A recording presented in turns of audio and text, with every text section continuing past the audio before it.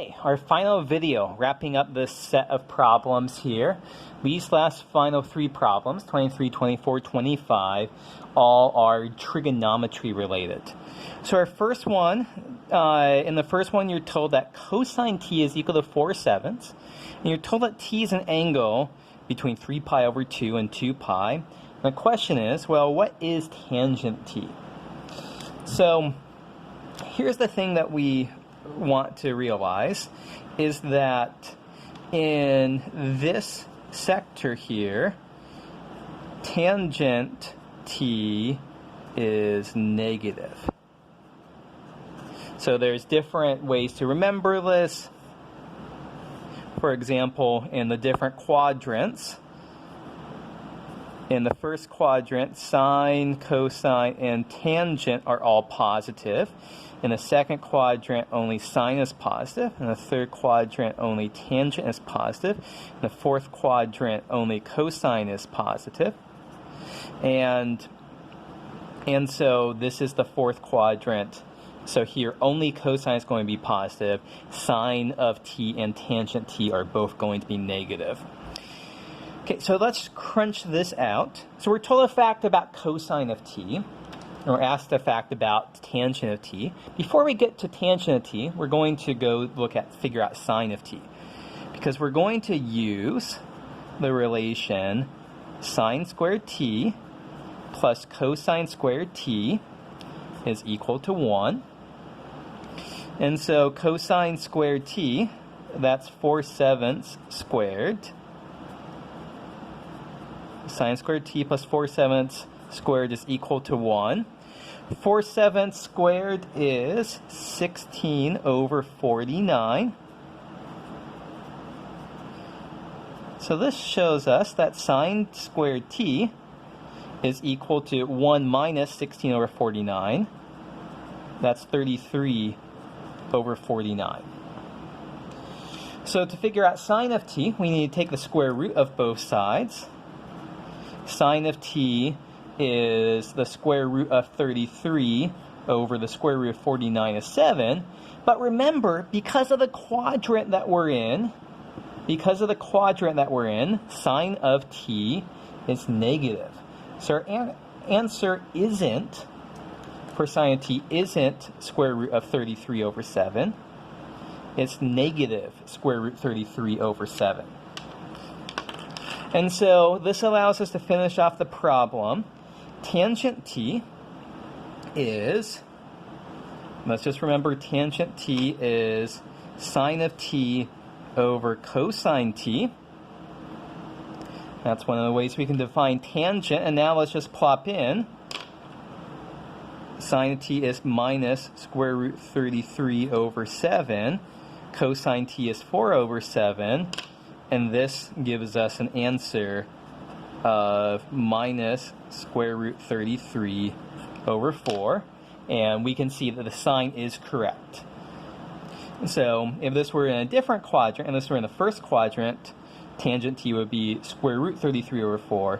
Because this is in the fourth quadrant, tangent t is negative square root 33 over 4. Okay, so that is this first problem. Good little trig one.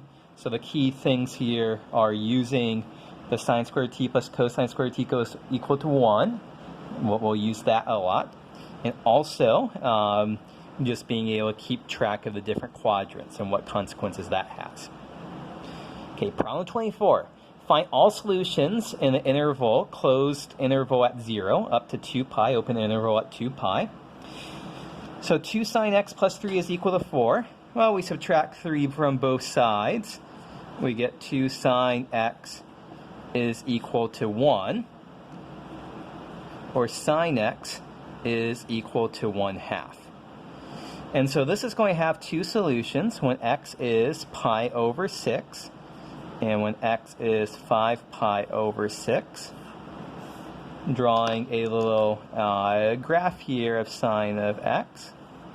So 0, pi, 2 pi, there's 3 pi over 2, and there is pi over 2. So 1/2 This is at pi over 6 and 5 pi over 6. Just knowing these trigonometry values is just something you have to have memorized. Okay, the second equation down here, 2 cosine square x plus cosine x minus 3 is equal to 0. Now this looks like a tricky problem, but we should think of it as a polynomial in cosine x. If I say that y is equal to cosine x, I can just replace, this is just 2 times cosine squared x is y squared plus y minus 3 is equal to 0. And this is a quadratic equation which we can solve using our usual methods. So I'm going to solve this by using the quadratic formula.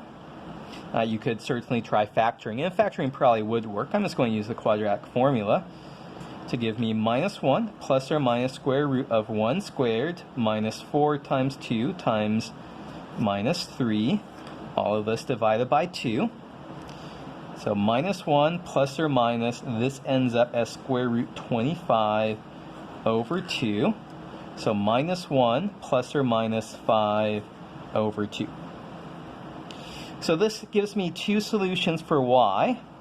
One of them is the plus 1, minus 1 plus 5 is, oh, I made a mistake here. What mistake did I make? I forgot this is minus b plus or minus b squared minus 4ac, all divided by 2a. Oftentimes, 90% of the time, our a here, the coefficient of the quadratic term, is 1. But here, it's not 1, it's 2. So, minus 1 plus or minus 5 over 4. So we pick the plus here. Minus 1 plus 5 is 4 over 4 is 1. Minus 1 minus 5 is minus 6 over 4 is minus 3/2. So here we have 2 solutions. Y is equal to 1 and y is equal to minus 3/2.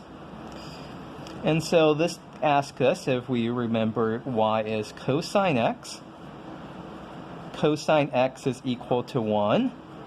And cosine x is equal to minus 3/2. Now one of these two is actually ridiculous.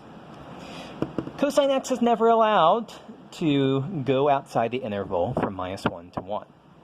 So there are no real values of x for which cosine x is equal to minus 3/2.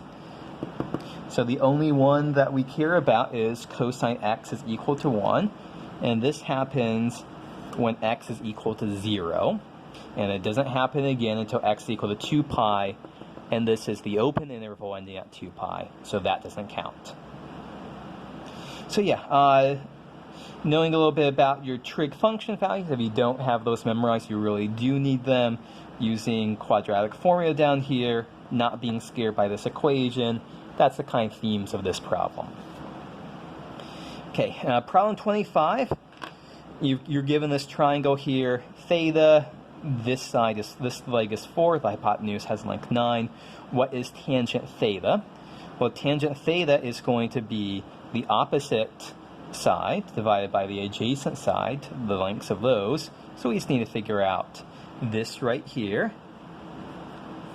And we can do that by saying, well, let me call this b. The Pythagorean theorem tells us 9 squared is equal to 4 squared plus b squared. So that's 81 is equal to 16 plus b squared, where b squared is equal to 65.